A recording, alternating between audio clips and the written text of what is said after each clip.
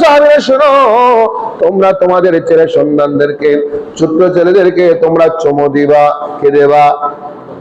কথা বলে না, কি দিবা? তোমরা চুমু দিবা কপালে মুখ। ইমাম হাসান রাদিয়াল্লাহু তাআলা আনহু, ইমাম হুসাইন রাদিয়াল্লাহু তাআলা আনহু আমার নবী চুমু দিচ্ছিলেন। একজন সাহাবী এসে বললেন, ইয়া রাসূলুল্লাহ, এটা মিশকাত শরীফের মধ্যে পাবেন, বুখারী মুসলিমের মধ্যে পাবেন। ইয়া রাসূলুল্লাহ, আমার তো 10টা মতো ছেলে ছিল, সন্তান ছিল, এতদিন হয়ে গেল আমি জীবনেও তো আমার ছেলেকে চুমু দিই নাই।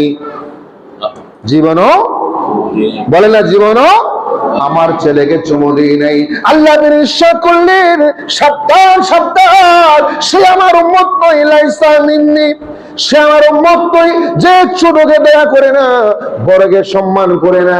মাল্লাম ইয়ারহাম সাগীরানা ওয়া লাম ইউআক্কির কাবীরানা ফালাইসা মিন্নি, আও কামা ক্বাল। নবীজি বললেন যে ছোটদেরকে দয়া করে না, ছোট সন্তানদেরকে মায়া করে না, মুরব্বিদেরকে সম্মান করে না, সে আমার উম্মত নয়। নবীজি বললেন, শোনো শোনো সাহাবী, যাও যাও তোমার ঘরে যাও, আগে গিয়ে তোমার সন্তানকে তুমি চুমু দাও।